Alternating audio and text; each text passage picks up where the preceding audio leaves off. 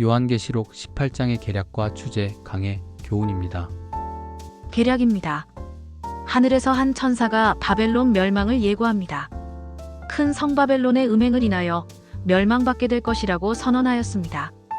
또 다른 천사가 하나님의 백성들에게 바벨론을 떠날 것을 권면하고 바벨론은 자신의 행위에 상당하는 보응의 심판을 받게 될 것이라고 선언하였습니다.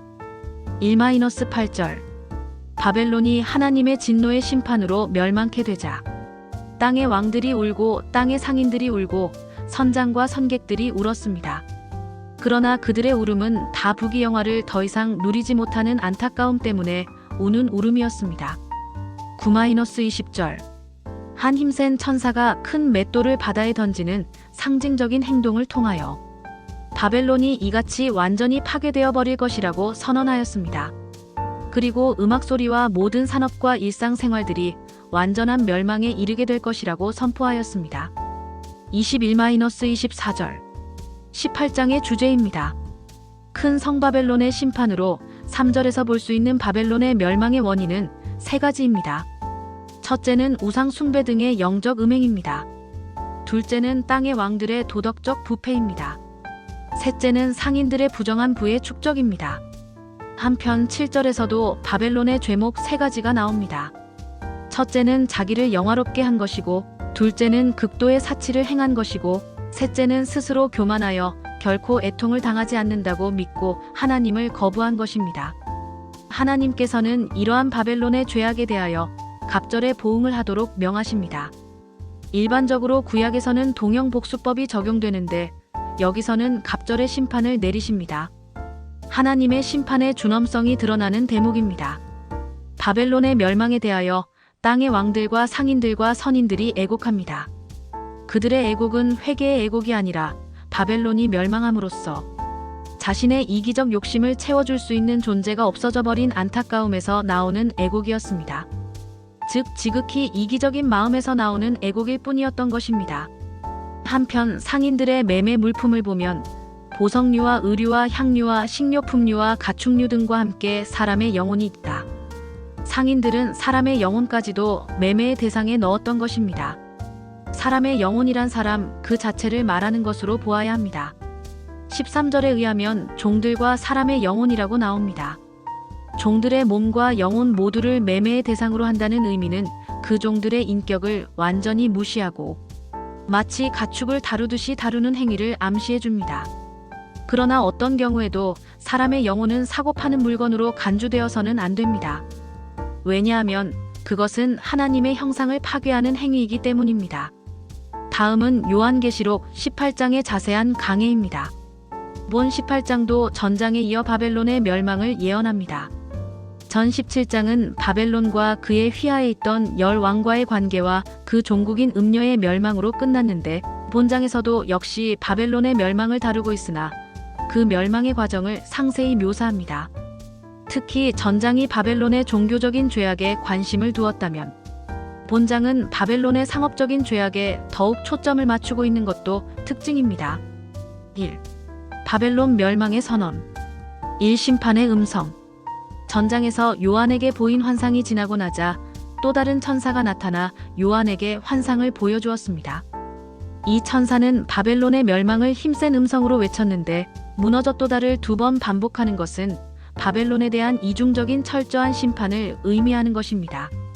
큰 성 바벨론은 과거에 상업적인 번창과 세속의 종교적인 중심지의 역할을 했지만 이제 멸망하여 귀신의 처소와 각종 더러운 영에 모이는 것과 각종 더럽고 가증한 새에 모이는 곳이 된 것입니다. 여기서 귀신과 더러운 영, 새는 모두 악한 영을 가리키는 표현으로 바벨론이 멸망한 후에도 마귀의 거처가 될 것임을 뜻합니다. 이 백성들을 향한 권고의 음성 또한 요한이 들으니 하늘에서 다른 음성이 들려왔습니다. 하나님의 백성들 중 더러 그 바벨론 성에 거주하는 자들이 있었는데 그들을 나오라고 권고하는 음성이었습니다. 그 이유는 그 성이 멸망받을 것이므로 하나님이 택한 성도들은 그곳에서 구원받아야 하며 그 성이 본래 사단적인 성이므로 성도들이 그곳에서 더 이상 더럽힘 받기를 원하시지 않기 때문입니다. 어느 시대에나 하나님은 죄악된 세상 가운데서 나오라는 분리의 음성을 말씀하셨습니다. 구원은 모든 세상적인 것들로부터의 분리를 뜻하는 것입니다. 하나님의 백성은 세상 가운데 살고 있지만 그들에게 속하지 않습니다. 세상은 늘 자기를 영화롭게 하는 존재이나 성도들은 늘 자기가 아닌 그리스도를 영화롭게 하는 것으로 인생의 목적을 삼는 사람들입니다. 세상은 언제나 죄를 짓는 기쁨, 즉 향락으로 살지만 성도들은 그리스도를 기쁘시게 하는 것을 위해 삽니다. 세상은 마음에 말하기를 나는 여왕으로 앉은 자요. 과부가 아니라 결단코 애통을 당하지 아니하리라고 하며 교만을 떨지만 하나님은 세상 사람들에게 하루 동안의 재앙들이 이르러 사망과 애통과 흉년을 겪을 것이라고 합니다. 2. 세상의 애곡. 1땅의 왕들의 애곡. 이제 요한은 땅에 속한 자들의 애곡을 듣습니다. 먼저 땅의 왕들이 애곡하고 있습니다. 그들은 땅에 속한 자들과 함께 음행하고 사치하던 자들로 자신들의 풍요와 탐욕의 터전이 불붙는 것을 보고 위하여 울고 가슴을 쳤습니다.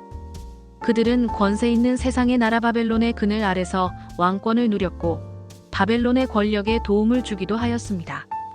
그들은 바벨론이 누리던 부유함과 사치를 나누어 가지며 그 죄악에 동참하였으므로 바벨론이 망하게 될 때 가장 타격을 입는 것은 지극히 당연합니다.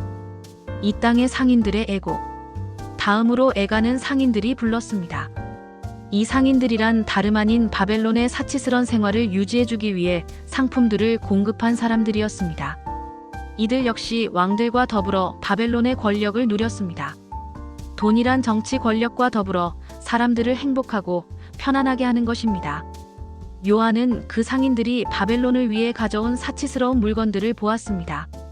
각종 보석과 기호품, 옷감, 향료, 생필품, 노예 등의 목록이 나타나고 있는데 이것들을 가리켜 14절에서는 내 영혼에 탐하던 과실, 맛있는 것들, 빛난 것들이라고 합니다. 이 모든 것들 중에는 필수품도 포함되어 있으나 대부분 사치한 생활상을 잘 반영해주고 있는 것입니다.